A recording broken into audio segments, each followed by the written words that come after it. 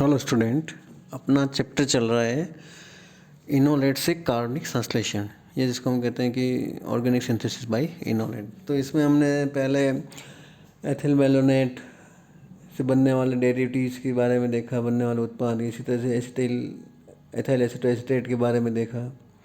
इसी चीज़ को हम आगे कंटिन्यू करते हैं कि किस तरह से इनोलेट आयन और ऑर्गेनिक सिंथेसिस में उपयोगी है।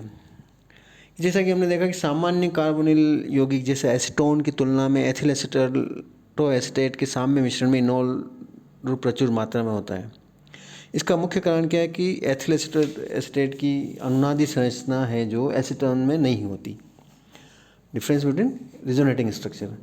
इसके अतिरिक्त इनोल रूप में अंतर आणविक हाइड्रोजन बंध भी पाया जाता है। इनोल फॉर्म में क्या पाया जाता है?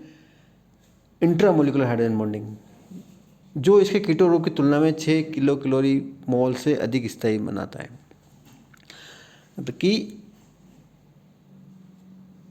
इनोल फॉर्म में इंट्रामोलिकुलर हाइड्रोजन बॉन्डिंग होती है, जिस वजह से वो कीटो रूप से और ज़्यादा स्थायी होता है। हमने जैसे एथिल एसीटोएसीटेट का कीटो रूप बना रखा है, इसका अनुनादी फॉर्म जो रिजोनेटिंग स्ट्रक्चर है दूसरा, जिसको हम इनोल के टोटोमर जो है, इसका इनोल फॉर्म बना रखा है।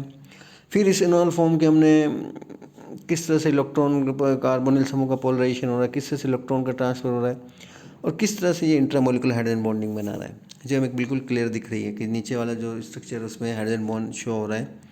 तो इस वजह से ये ज़्यादा स्टेबल है और उसकी एनर्जी कितनी, 6 किलो कैलोरी पर मोल। तो ये क्लियर है कि इस वजह से इनोल फॉर्म ज़्यादा मात्रा में होता है कीटोन।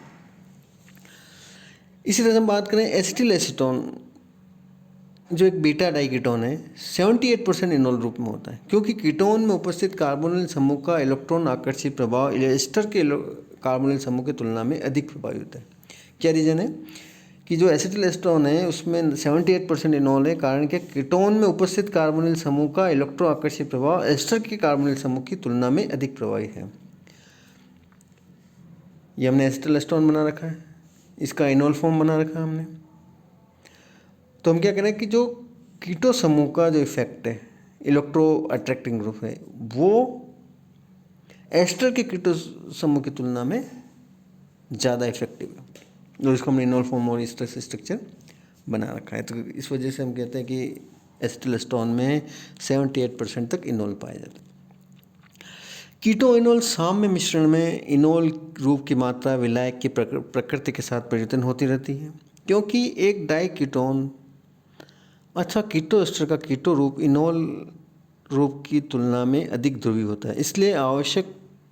इसलिए विलायक की ध्रुवणता कम करने पर इनोल रूप प्रतिशत मात्रा बढ़नी चाहिए। विभिन्न विलायकों में एथिल एसीटोएसीटेट के साम्य मिश्रण के इनोल रूप की प्रतिशत मात्रा नीचे हमने एक टेबल बनाई, उसमें दे रखी है कि जो एथिल एसीटोएसीटेट है इसके इनोल फॉर्म जिसके इक्विलिब्रियम पे कैसे विलायक का प्रभाव पड़ता है। अगर जल हमारा विलायक है तो 0.4% इनोल होगा, एसिटिक एसिड है तो 5.7 होगा, मेथेनॉल है तो 6.9 होगा, एसीटोन है तो 7.3 होगा, शुद्ध एस्टर 7.5 है, क्लोरोफॉर्म है 8.2 है, नाइट्रोबेंजीन है 10.1 है, एथेनॉल है 10.5 है, बेंजीन है तो 16.2 है, एथिल ईथर है तो 27.1 है, कार्बन डाइसल्फाइड है तो 32.4 है और हेक्सेन है तो 46.4 है। यानी कि हम कह रहे हैं कि विलायक की ध्रुवणता पर इनोल की मात्रा अलग अलग होती है। नॉन पोलर है तो ज़्यादा इनोल फॉर्म में, पोलर है तो कम है। ठीक है, ये सब सारा कुछ था किसके, एथिल एसीटोएसीटेट के बारे में, कि उससे किस तरह के कंपाउंड बनाए जाते हैं, कितनी मात्रा इनोल फॉर्म में रहती है, डिपेंड ऑन सॉल्वेंट। अब हम इसी चैप्टर को कंटिन्यू करते हैं। 1,3-डाइथाइन का एल्काइलेशन ऑफ 1,3-डाइथाइन। 1,3-डाइथाइन में एक ही कार्बन से जुड़े 2 सल्फर परमाणु उस कार्बन के हाइड्रोजनों को एल्किल कार्बन परमाणु की तुलना में थोड़ा अम्लीय बना देता है। ये 1,3-डाइथाइन है, कार्बन है जिससे 2 सल्फर जुड़े हुए हैं और 2 हाइड्रोजन जुड़े हुए हैं, जिसका पीके का 132, यानी बहुत वीक एसिडिक है, वेरी वीक थोड़ा। अतः प्रबल क्षार जैसे ब्यूटिल लिथियम डायथाइन से अम्लीय प्रोटॉन को बाहर निकालकर उसे एक एनायन में परिवर्तित कर देता है। डायथाइन एनायन में उपस्थित दोनों सल्फर परमाणु आसानी से ध्रुवित हो जाते हैं, इस ऋणावेश का थोड़ा सा स्थायित्व प्रदान करते हैं। इसको हमने किसके साथ अभिक्रिया करी? थोड़ी सी अम्लीय प्रकृति होने के कारण ब्यूटिल लिथियम से क्या बनाया? Carbon anion. 1,3 डायथेन को थायोएसिटिल भी कहा जाता है। 1,3 डायथेन को थायोएसिटिल भी कहा जाता है। इसको एक एल्डिहाइड की 1,3 प्रोपेन डाइथाइल के साथ थोड़े से अम्ल की उपस्थिति में क्रिया से प्राप्त किया जा सकता है। कैसे हम प्राप्त कर सकते हैं? थायोएसिटिल में किससे प्राप्त होगा? एक aldehyde 1,3 propane diethyl, 1,3 propane diethyl को हम एल्डिहाइड के साथ अम्ल की उपस्थिति में भी क्रिया करते हैं। क्या मिल रहा है? 1,3 डाइथाइन। 1,3 डाइथाइन का एल्काइलीकरण प्राइमरी एल्काइल हाइड्राइड के साथ एसेंटोपिक क्रिया द्वारा होता है। इससे प्राप्त उत्पाद थायोएसिटिल का जल अपघटन कराने पर अंतिम उत्पाद एक कीटोन बनता है। सामान्यतः जल अपघटन मर्क्यूरी क्लोराइड के साथ मेथनॉल अथवा जलीय एसिटोनाइट्राइल में किया जाता है। 1,3 डाइथाइन है जिसको हम एन ब्यूटिल लिथियम के साथ अभिक्रिया कराना है। एनायन बना कार्बन एनायन। इसकी हम अभिक्रिया कराना है किसके साथ? एल्किल हैलाइड के साथ। क्या बना? थायोएसिटिल बना। इस थायोएसिटिल का हम जल अपघटन कर रहे हैं किसकी उपस्थिति में? मर्क्यूरी क्लोराइड और मेथनॉल के साथ। क्या बनाया? कीटोन बनाया। यह एक एल्डिहाइड को कीटोन में परिवर्तित करने की उत्तम विधि है। यहाँ 1,3 डाइथाइन संश्लेषण में एल्डिहाइड की अभिक्रिया सामान्य प्रक्रिया विपरीत हो जाती है। हम जानते हैं कि कार्बोनिल कार्बन आंशिक धनावेशित और इलेक्ट्रॉन स्नेही होता है, इसलिए नाभिक स्नेही से क्रिया करता है। परंतु जब एल्डिहाइड को 1,3 डाइथाइन में परिवर्तन करके ब्यूटिल लिथियम के साथ क्रिया कराते हैं तो एल्डिहाइड का यही धनावेशित कार्बन परमाणु ऋणावेशित होकर इलेक्ट्रॉन स्नेही के साथ क्रिया करता है। कार्बोनिल कार्बन का ध्रुवणता परिवर्तन अम्पॉलंग कहलाता है। ये एक जर्मन वर्ड है, यानी कि जो कार्बोनिल समूह की प्रकृति है उससे जस्ट अपोजिट बिहेव करता है। अतः संश्लेषण अभिक्रिया में 1,3 डाइथेन एनायन एक एनायनिक कार्बोनिल कार्बन का समतुल्य होता है। ये एल्डिहाइड है, तो इस एल्डिहाइड में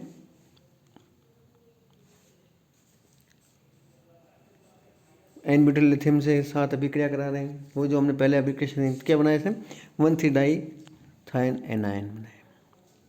अब हम बात करते हैं एल्काइलेशन एंड एसिलेशन ऑफ इनेमाइन। इनेमाइन का एल्कलीकरण और एसिलीकरण।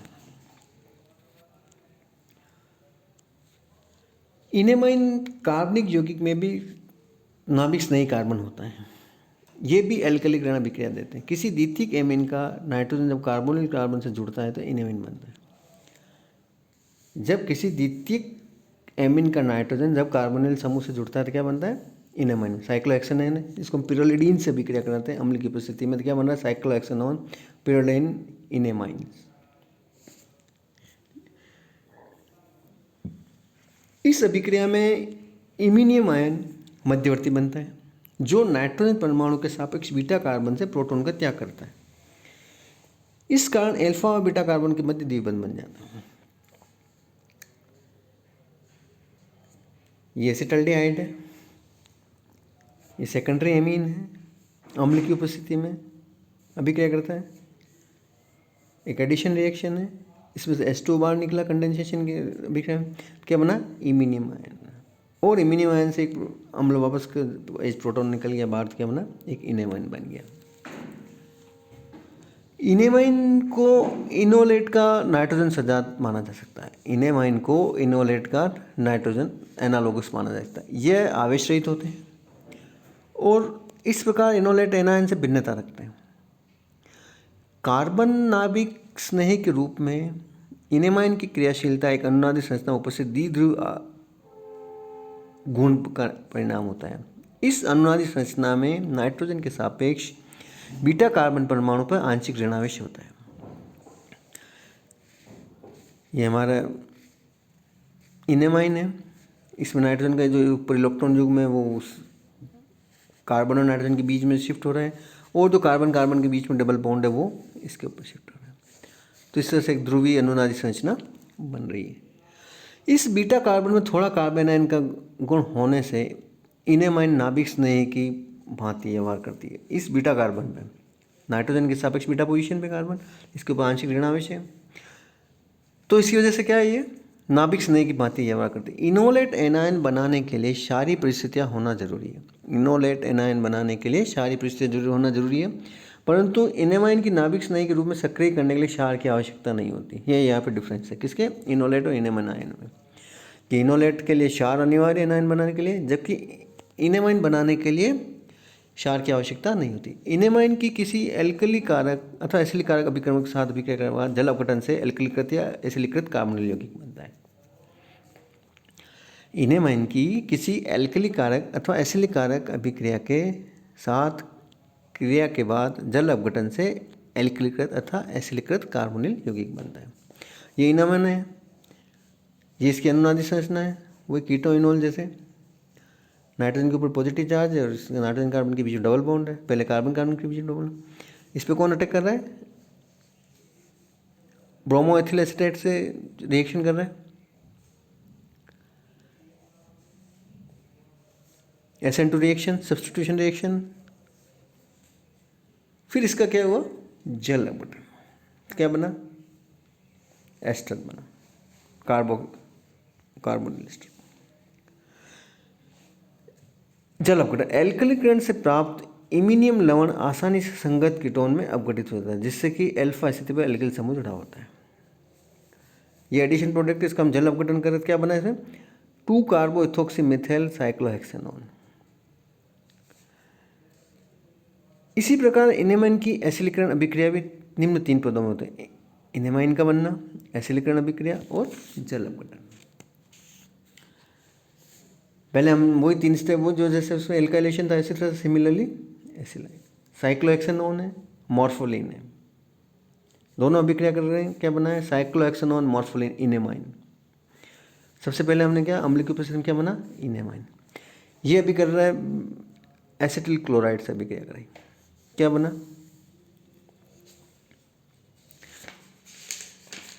एसिलिकरण अभिक्रिया हो गई, सिंपल एडिशन प्रोडक्ट बन गया। फिर थर्ड स्टेप में कंपाउंड क्या बनाना है, अल्फा एसिटिल साइक्लोहेक्सेनोन, और वापस आपको क्या मिल गया, मॉर्फिनिल क्लोराइड। विभिन्न प्रकार के कीटोनों के संश्लेषण में इनेमाइन महत्वपूर्ण मध्यवर्ती होती है, जो कई प्रकार के रासायनिक परिवर्तन में उपयोगी होता है। इसी तरह से एक उदाहरण और दे रखा है, 2 एलिल साइक्लोपेंटेनॉन का संश्लेषण किया, निम्न रासायनिक मिल गया।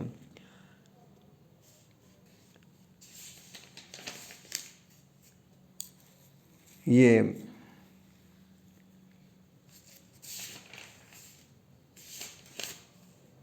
साइक्लोपेंटानॉन के साथ अभिक्रिया हम करा रहे हैं, किसके साथ, एजेन के साथ, इनेमाइन सॉल्ट बना। इसकी अभिक्रिया हमने कराई एलिल क्लोराइड के साथ, एक योगात्मक उत्पाद बना इनेमाइन। इसका जल अपघटन करने पर अम्ल की उपस्थिति में क्या बना, साइक्लोपेंटेन, तो 2 एलिल साइक्लोपेंटेन का संश्लेषण बना। यानी कि हमने इसमें जो साइक्लोपेंटेनॉन था उसका एल्काइलेशन कर दिया, एलिलीकरण हो गया एक तरह से, एल्काइलेशन की जगह एलिलीकरण हम बोलेंगे, क्योंकि एलिल समूह इस तरह से अटैच हो गया। तो ये सारा था organic synthesis by enolate ion. इसके ऊपर आगे 2 क्वेश्चन दिए हुए हैं, आप इनको सोल्व करें और ये चैप्टर इस तरह से पूरा हो जाता है। Thank you.